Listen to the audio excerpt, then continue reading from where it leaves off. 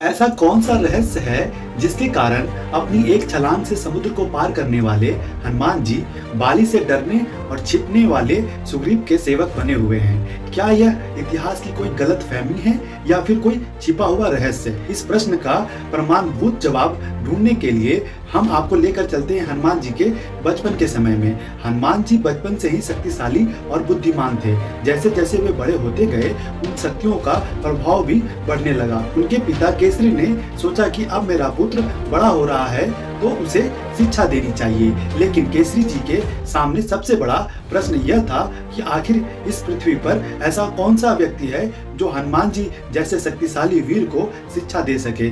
इसका कारण यह था कि जैसे ही कोई शिक्षक हनुमान जी को कुछ भी कहना शुरू करता उससे पहले हनुमान जी उस शिक्षक को पूरी शिक्षा सुना देते। इसलिए कुछ ऋषियों ने केसरी जी को सलाह दिया कि इस पृथ्वी पर केवल एक ऐसा व्यक्तित्व है जो हनुमान जी की गति के साथ मेल खा सकता है और वह है सूर्यदेव। इसलिए हनुमान जी को शिक्षा ग्रहण करने हेतु सूर्यदेव के पास भेजा गया।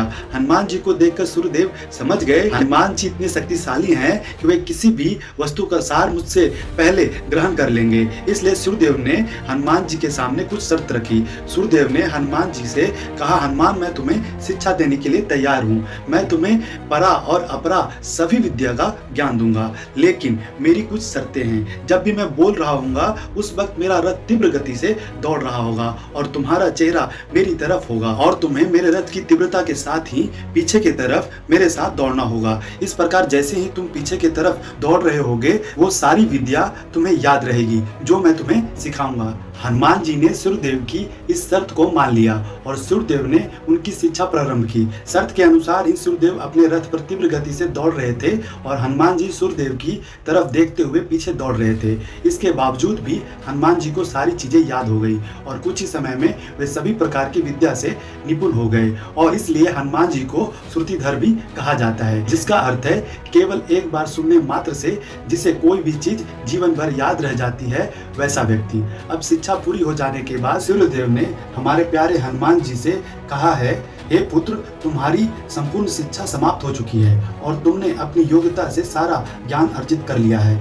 अब एक आदर्श शिष्य की तरह तुम्हें गुरु दक्षिणा देनी चाहिए। यह सुनकर हनुमान जी ने कहा, अवश्य गुरुदेव, आप मुझे आदेश दें कि मैं आपको गुरु दक्षिणा में क्या दे सकता हूँ। सूर्यदेव ने कहा, मेरा एक पुत्र है जिसका नाम है सुग्रीव, लेकिन उसके लिए मैं बहुत चिंतित हूँ। मुझे नहीं पता कि आने वाले भविष्य में वह अपने भाई बाली के साथ की गई शत्रुता में कैसे लड़ पाएगा, क्योंकि बाली बहुत ही शक्तिशाली है जबकि सुग्रीव इतना शक्तिशाली नहीं है। इसलिए मैं तुमसे प्रार्थना करता हूँ कि तुम जाकर उसकी सेवा करो और उसकी रक्षा करो। अगर तुम यह कर सकते हो तो मैं सदा तुम्हारा आभारी रहूंगा और वही मेरे लिए गुरु दक्षिणा होगी। यह बात सुनकर हनुमान जी ने वचन दिया कि मैं अपना पूरा जीवन सुग्रीव की सेवा करने में लगा दूंगा। और यही कारण है कि हमारे प्यारे हनुमान जी महावीर, पराक्रमी, तेजस्वी, बुद्धिमान और सामर्थ्यवान होने के बावजूद भी सदैव सुग्रीव के अत्यंत विनम्र सेवक बने रहे, क्योंकि उन्होंने अपने गुरु को वचन दिया था। दोस्तों, जब भी हनुमान जी की शक्तियों के बारे में बात आती है